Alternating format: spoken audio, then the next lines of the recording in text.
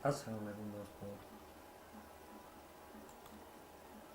आज हम सीखने जा रहे हैं चाइना के यूपीएस का फॉल्ट 3।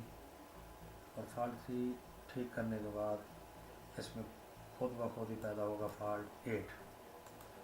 फॉल्ट 3 और 8 दोनों ठीक करेंगे। तो पहले फॉल्ट 3 आ रहा है। इसमें 1003 मॉडल जिसकी बॉडी आप देख रहे हैं। डिस्प्ले पे आपने फॉल्ट 3 भी देखा है। और ये फॉल्ट 3 जैसा कि बहुत से कारीगरों ने आपको बताया होगा कि ये इन्वर्टर आईसी SG3525 ख़राब होने की वजह से भी आता है। और उसी साइड पे इन्वर्टर साइड के ट्रांजिस्टर ख़राब होने पे भी यही फॉल्ट 3 आता है। और उसके अलावा अगर मेन चापर से आगे जो हाई फ्रीक्वेंसी डायोड लगे हुए हैं वो ख़राब हो तब भी यही फॉल्ट आता है। और अगर IRF 740 FET ख़राब हो तब भी यही फॉल्ट आता है। तो इसके अलावा भी एक दो जगह हैं जहाँ ख़राबी होने की वजह से फॉल्ट 3 ही आता है, लेकिन वो आपको किसी ने नहीं बताया होगा। तो बाकी फॉल्ट का तो आपको पता है। मैं आपको उस जगह पे ले जाऊंगा जहाँ ये मज़ीद आगे जाके फॉल्ट 3 आता है। और टाइम ज़ाया किए बगैर आपको बताऊंगा कि कैसे ही आप वहाँ पहुँच जाए। तो आइए शुरू करते हैं। सबसे पहले आप इसको ऑन करने के बाद आउटपुट की पिनों पे मीटर की पराड लगाएं। अगर हल्का सा मीटर उठने के बाद वापस आ जाता है, फिर इसकी पराड को उल्टा करके लगाएं। वो पराड उधर, वो पराड उधर। फिर भी अगर वही हालत आती है जैसे कि ये मीटर से आपको दिखाई दे रही है, तो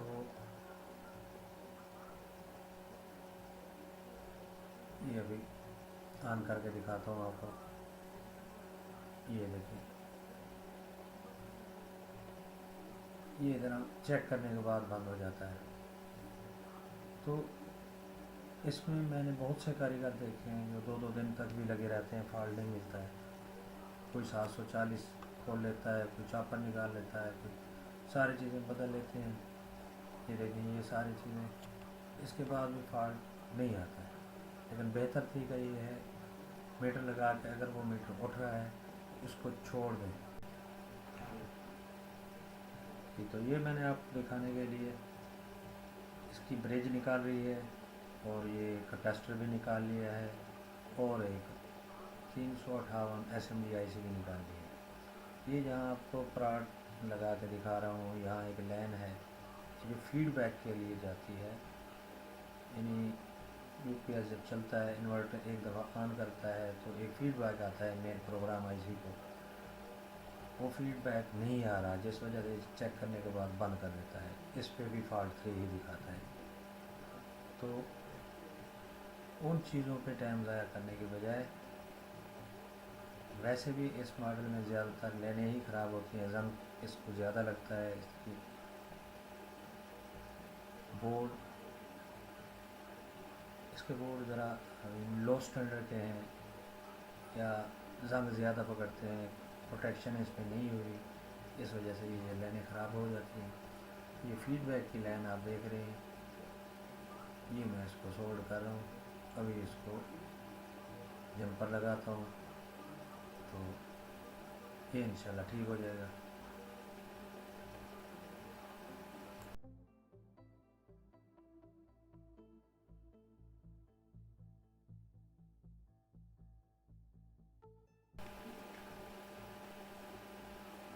ये जंपर वायर लगा रहा हूँ, ये देखिए।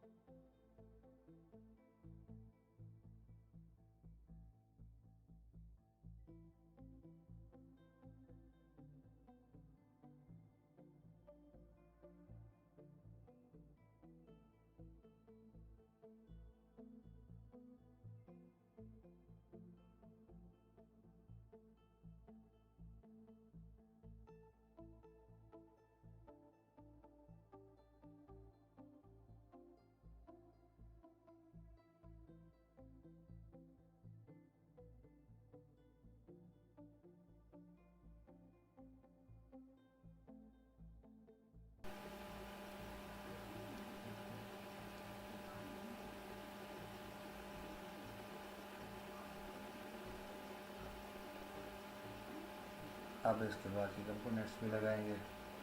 ये 358 LM358 IC ये लगा रहा हूँ। अब इसके बाद ब्रिज लगा के इसको ऑन करके चेक करते हैं।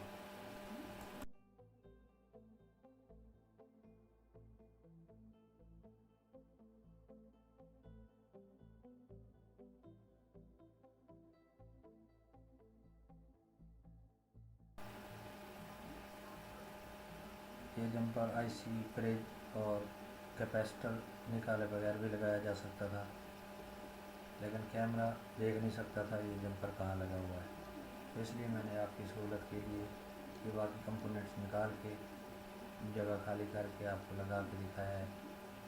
अब ये बाकी के कंपोनेंट्स लगा के हम इसको चलाते हैं, देखते हैं क्या आता है।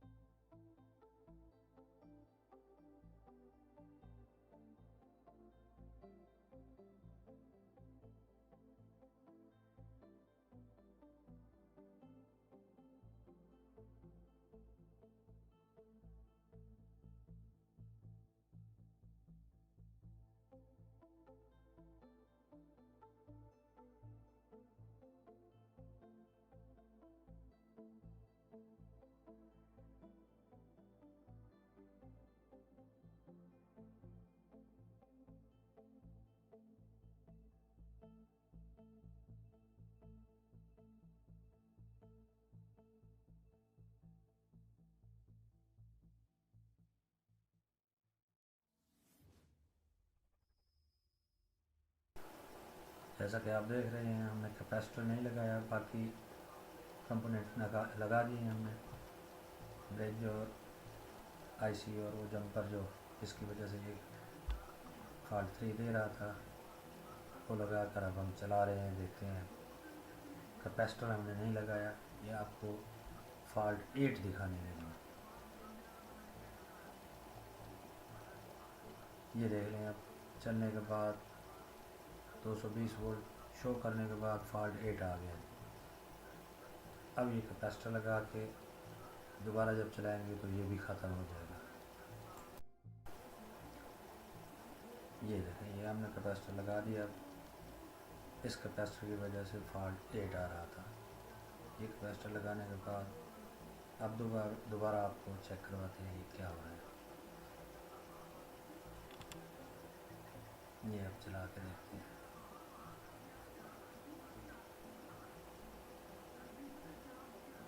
ये देख, ये चल गया, बिल्कुल ओके हो गया। अब ये ठीक है बिल्कुल।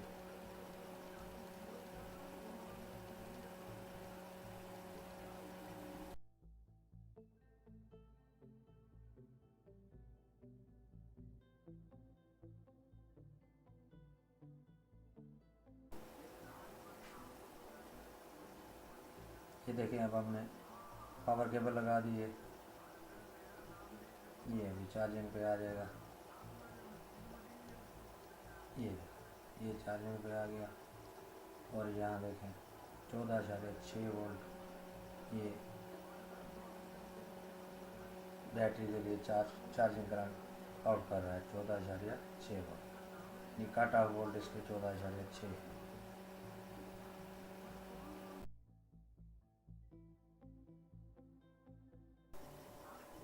और पावर केबल निकालने से ये जो बैटरी पर लोड 1.5 एम्पेयर ये करंट खर्च कर रहा है खुद चलने के लिए। तो बिल्कुल ओके हो गया। ये सारी चीज़ें आपने देख ली। अल्लाह हाफ़िज़।